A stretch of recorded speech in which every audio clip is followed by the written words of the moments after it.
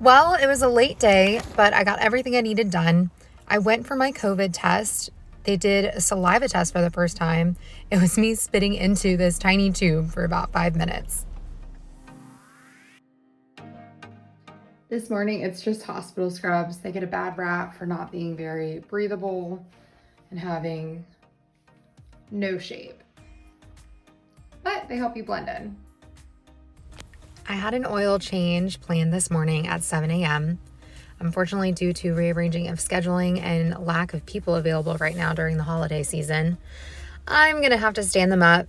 I did make cookies last night with some friends watching The Bachelor, so that is what they will be receiving instead of my car.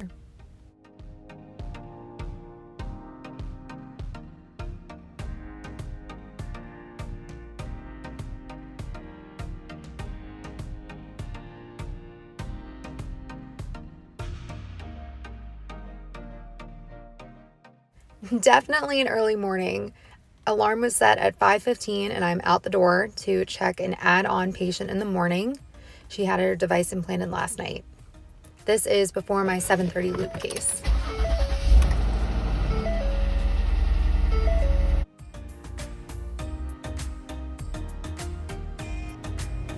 I usually have on average about 3,000 steps or 1.5 miles of walking by 8 a.m. just from hospital runs. This is a secret. These hamper bins make a great writing surface as well as table for my heavy computer. Patient's home monitor wouldn't pair the first time. Hard to imagine that I am late and it is only 7. This time yesterday, I was getting prepared to get filmed for a testimonial that'll be featured at the national sales meeting. It's an opportunity that one of the reps threw my way. You see, I had to get a little flexible with getting my head centered in the middle of my iPad. Very cool, very fortunate, and looking forward to how it turns out. Now back to today. Had a good clinic. I helped with some telemedicine appointments as well as in-office checks. This is my first glimpse of vitamin D today. I was in clinic from 7:30 to 12. We did a quick loop implant in-house. Very nice for patients not to have to go to the hospital. They can just get it done in the office in a sterile setting. I'm grabbing a quick 1 o'clock check around the corner. I grabbed some snacks because I was definitely hungry. And then I'm going to return and do a diaphragmatic troubleshoot, which I will explain best practices. Diaphragmatic stimulation is something we come across with patients that have our level 4 device implanted. That is a biventricular pacemaker or defibrillator. These are 3-wire devices made for patients that have heart failure. So the key here is to look at the 4 electrodes that exist on the left ventricular lead in a far field antenna configuration. So that is a unipolar vector. We have 4 unipole vectors to the can. Looks like electrode 2 is causing diaphragmatic stimulation. Note again where the phrenic nerve lays. It's highlighted in yellow. We have stim on electrode 2.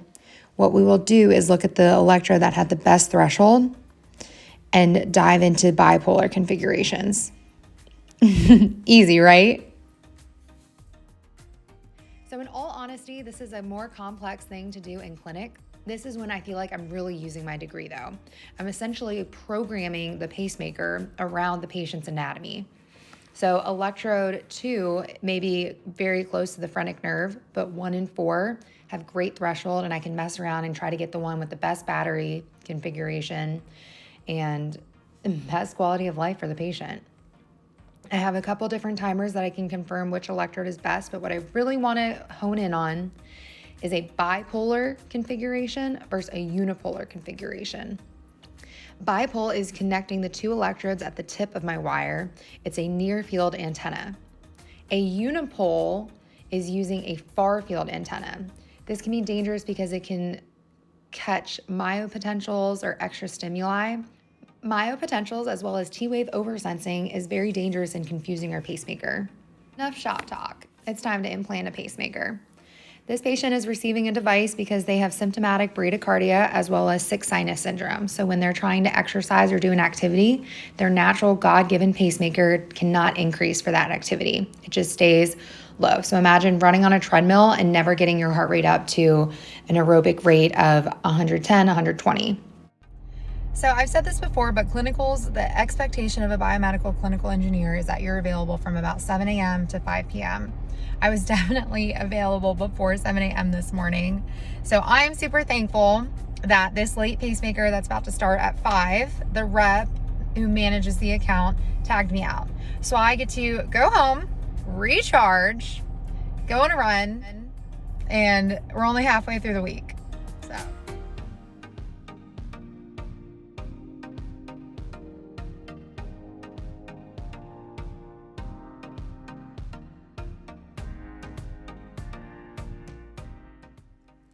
I write 3 things down in my planner that I want to accomplish each day. Today, my second thing was going on a 2-mile run, minimum. It is so easy to get unbalanced in this job as a biomedical engineer in the medical field because the lifestyle never stops. There was 2 late cases that went tonight, but I did my job today by supporting the field. This is a key difference of being a rep that makes commission versus being a clinical for the region.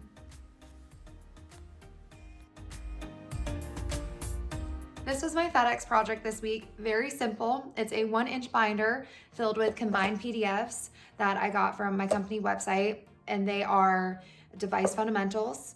They are programming basics for pacemakers, defibrillators, biventricular devices, and dives into understanding a lot of the diagnostics that are captured by these devices. Pacemakers and defibrillators are so smart. There's these tiny little computers that are jam-packed with all this information, and we don't use it all the time. So I love helping providers, specifically PAs and NPs, just hone in and master that next level of information. I think education at the customer level is so important. It saves time and energy with phone tags and voicemails and text messages. If we can help educate the nurse practitioners and the PAs, they are able to take their understanding and confidence to the next level and be able to treat their patients faster without relying on waiting on us. Customer education is something that I have capitalized on just because I'm passionate about it. And I also am using that as a reason for senior clinical promotion next year. So come back for more. Hope you're liking what you're learning. Thanks, guys.